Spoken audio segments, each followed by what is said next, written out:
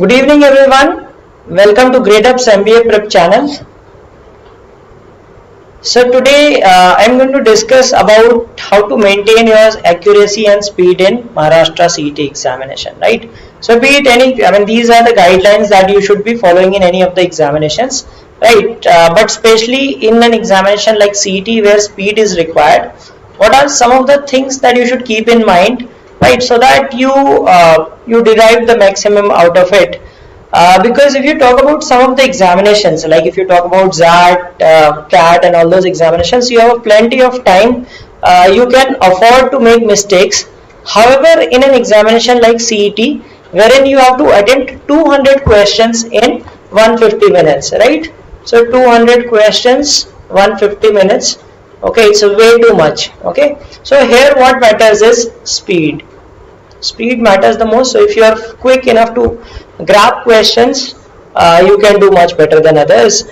And at the same time, accuracy is also important, right? Of course, it does not mean that if you pick up speed, you mark answers incorrect, right? So you have to have a balance of speed and accuracy. So today we'll discuss that how to achieve that.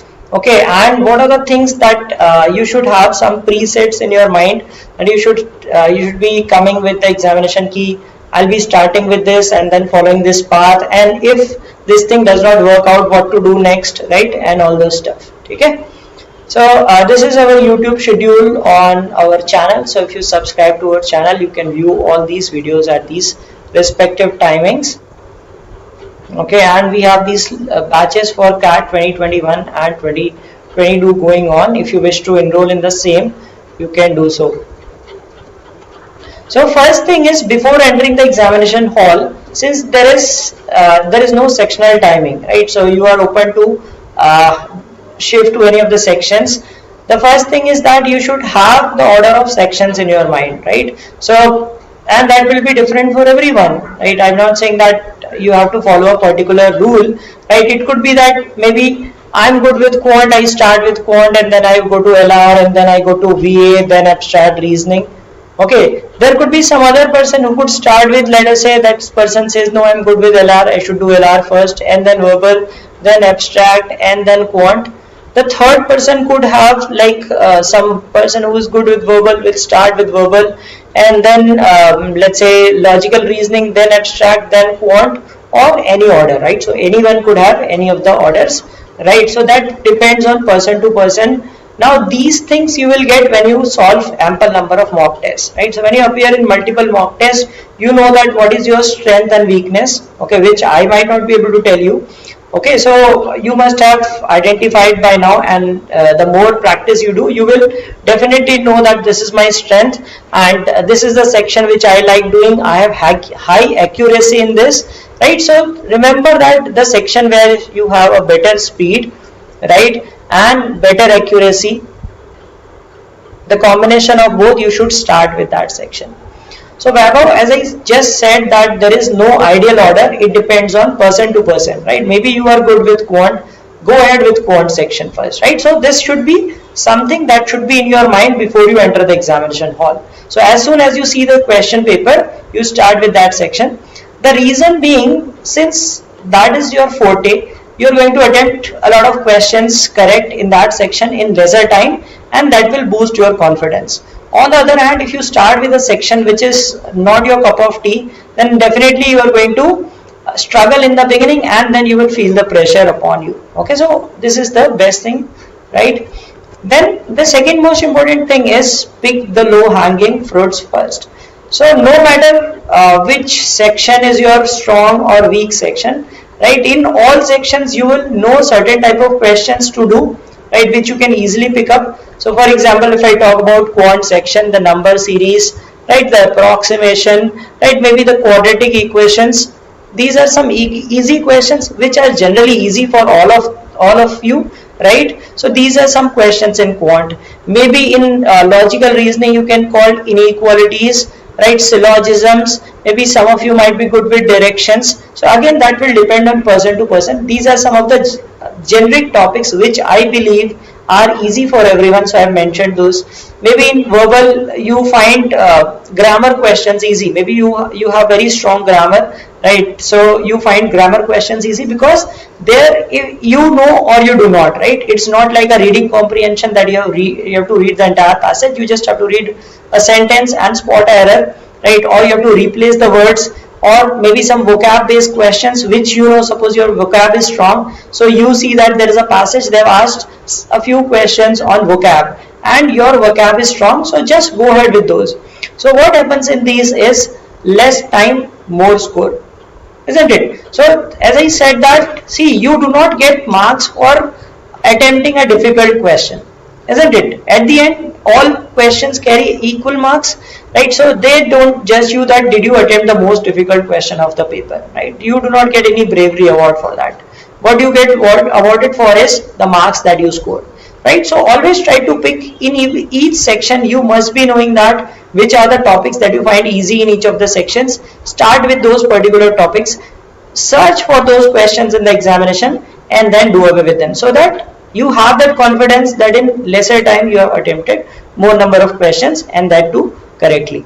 Okay, about starting with abstract reasoning, that's perfectly fine. If you start with abstract reasoning, there is no harm in that. But yes, as per my own experience plus from the feedback that I have received from multiple students, that abstract reasoning can be draining at times. So do not attempt all 25 questions together. Do it in installments. Let us say you do some 5 to 7 questions of abstract reasoning, then you move to LR section, you do some questions, right? Then you do 5-6 questions of abstract reasoning, then you thought, okay, let me do verbal, right? Then you move on to abstract reasoning, some more questions. So this way you do not feel that mental fatigue in the examination. Okay, so that is something based on my own experience plus the feedback which I have got from multiple students. So try this strategy in your mocks. I'm sure this will work out better for you. Okay, then the next thing is don't panic. If your strategy fails, suppose you go with let's say you said, okay, quant is my forte, I'll do 50 out of 50. If not 50, you set a target of 40 questions in quant. ठीक है, exam में गए देख के लगता है कि बहुत डिफिकल्ट आ गया quant, right? So do not panic in that case, because if it is difficult, it is difficult for everyone, right? You are not the only one who is facing that, right? Provided you have put full efforts in your preparation. It should not be that you have not even prepared and you think that it is difficult. If you are well prepared and you believe that it is difficult, yes, it will be difficult for everyone else as well. So don't panic in that case. What to do in that scenario is you have to have a flexible strategy in mind, right? So again, this thing that should be developed beforehand itself, right? Do not think कि अब क्या करना है, right? So you should have a strategy in mind कि अगर quant सही नहीं जा रहा है, so next best क्या है? What is your next most preferred section, right? So in case you feel that okay, quant is difficult, let me switch to logical reasoning, right? If let's say you are doing verbal ability, you find non-RC questions are difficult, right? So why don't you try with ARCs? Okay, so the psychology of the examination is that, right, if certain portion is difficult, some other thing might be easy in the examination, right? So that is general trend. Let us say verbal is difficult, so quant will be easy in that paper, or vice versa. But there could also be a possibility that all sections are difficult, right? So again, as I said, you should have a flexible strategy. Move to the second section. If you find that also difficult, then see the third one, right? If everything is turning out to be difficult, and this you will realize, and this you will get a true indication only if you have prepared very well for the examination. If you have not prepared and then you say that it is difficult, then sorry, that's not the right thing. But if you are well prepared and you understand what is the difficulty level, right, across mocks you have seen and all those, if you realize that everything is going to be difficult, I mean, keep calm and trust that it is difficult for everyone. So whatever best possible you can give, right? So go with that thing, right? So the thing is that, see, do not go with a score in your mind. That generally happens that when people enter the examination hall, they give a target scores. They say ki like 140 is my target. Now there are two possibilities. Okay, suppose you go with a target score. That's why I refrain from telling people that how much marks you should try to get. Right? Try to maximize your score. Why do you limit yourself to 140? Right? Why not try for 160? Right? So try to maximize your score, but do not keep a figure in your head. Now there are two possibilities. Suppose the paper turns out to be difficult. then what will happen? You will struggle to get even 120, right? Midway you will realize that I have not even reached 60 questions. How will I reach 140? Then this will lead to pressure, and then pressure will lead to your spoiling of paper. Okay. Now suppose you kept 140 in mind, the paper turns out to be easy. Okay, you were going with your own pace, and at midway you realize you become that rabbit. Okay, so you become that hare. You think that okay, I can easily cross 140, right? But the other person who knew that this paper is easy and had no definite score in mind was able to go to as high as 160.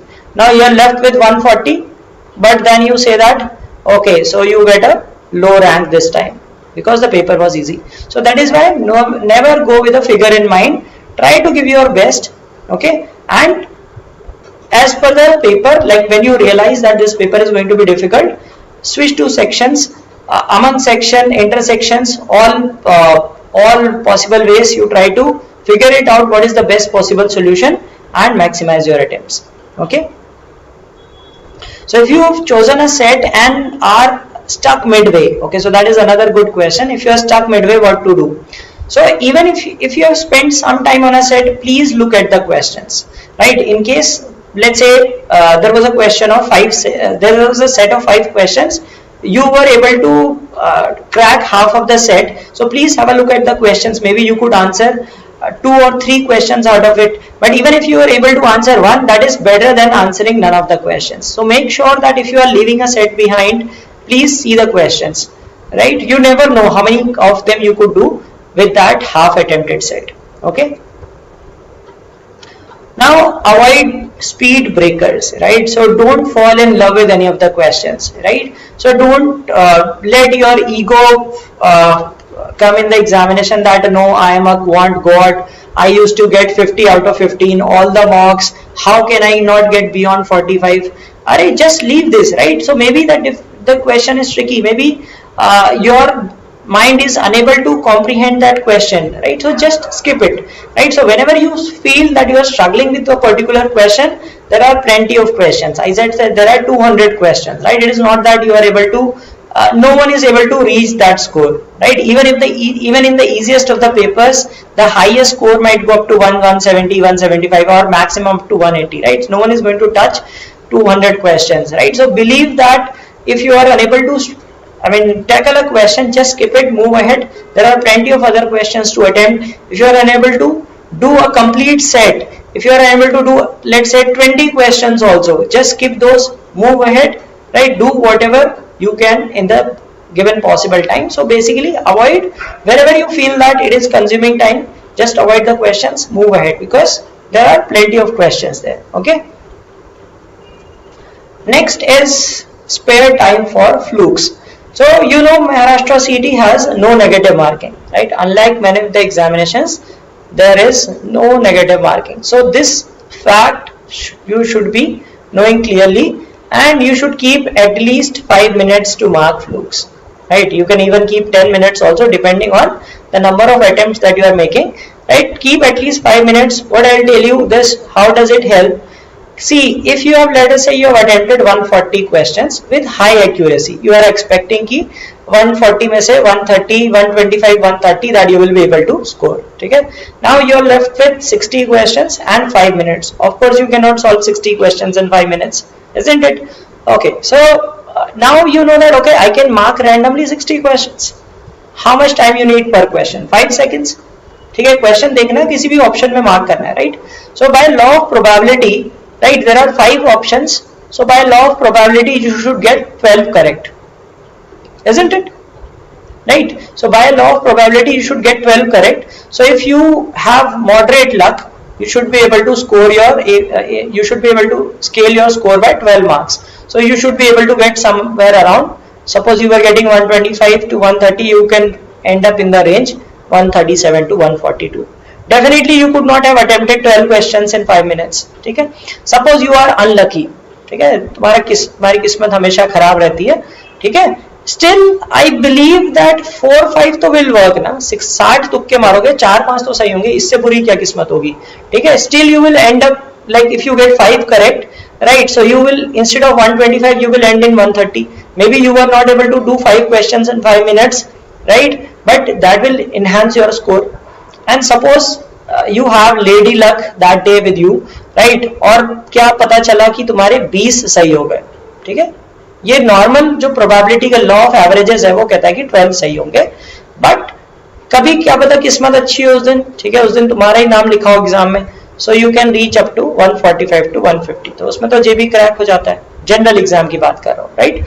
So see this, like it is still better than taking yourself at a score of 125, ठीक है? 125 से तो काफी बढ़ ही जाएगा ना. So spare that 5 minutes, you never know how much you can score in that, right? So that is like a jackpot for you, right? If it is like if luck is on your way, you might end up scoring very high, right? And if even if you have a bad luck, you will at least score more than what you have been scoring, right? So keep that spare time with you, because this is a particular examination that gives you this flexibility.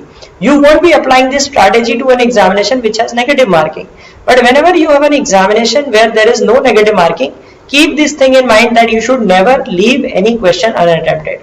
And I have applied it to many examinations and done exceedingly well in those, okay? So that's your bonus that you get for doing this activity, okay? So keep this thing also in mind. So applying these things together will help you maximize your score, right? So that you get a decent score and much better than what you actually could get in the examination. So these are some strategies that you should follow for an examination like MH CET, okay? So I hope I was able to tell you that what should be the things that you should be doing on the D day, right? So just to summarize that, first you should have something in mind before you enter the examination hall, right? And then when you see the questions, that thinking might change, right? कोई strategy बना के गए थे, ठीक है? कुछ और हो पड़ा, so change your strategy accordingly, be flexible, and just pick the easy questions first, do them first so that you have enough time left and you feel confident as well, right? You have attempted X number of questions in so much time, so you have that confidence, okay, at least I'm getting these many questions, now I have some time to solve multiple questions, right? Otherwise the pressure will keep building as the exam progresses, right? So keep yourself as calm as possible during the examination. And this last thing about this fluke, spare some time for that, and then you can definitely do this, right? When to attempt CR questions, okay? So CR questions, see, one thing is, like, if you are good with CR questions, then I will attempt CR questions. How many CR questions are there? Around 10 to 12, ठीक है?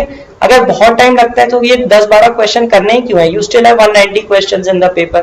Why don't you do them, right? If you are good with them, select a few, ठीक है? Select, like, let's say you select, okay, I'll do only 5 questions, right? So yesterday we had a chat with MH CET topper, right? So what did he tell you? You can skip certain portions of the examination, isn't it? Yes, if you are facing with any particular topic, you can skip it, be it input output, be it let's say some high level sort of puzzles, right? Or you are facing, but yes, it should not be, you should not be skipping a significant portion. However, you can skip 5, 10, 15 questions, that does not make any difference, okay? Given some mocks, not able to touch 100, any suggestion? So see, if you are not able to touch that score, think that why are you not able to touch? I mean, apply these strategies, right? So by now, if you have given some mocks, you know that what is your best section. Start with these things, right? Start doing with the easy questions that you believe that you understand well. Start with those. Give time for flukes, right? So try all these strategies. You will see that, okay, your scores are rising up, okay? Scores are constant. If your scores are constant, please see to it that see, that is why analysis is very important, right? I guess you people just take mocks and then start studying, right? So analyze the mocks, see that what is not working for you, right? It could be different regions, right? Maybe you are starting with some wrong section, right? Or maybe you are starting with the right section and you are getting stuck in some question, right? Or like, see to it also that what is the overall performance of other students as well. Maybe the mock itself is difficult, okay? So make sure that you consider all these factors in mind, okay? The date is not yet confirmed, right? So I mean, whenever it comes, we'll announce that. Okay, so about this, see, there is no sectional cutoff, right? So there is no sectional cutoff. You just have to think overall score, right? Try to maximize that score. That's it. Okay.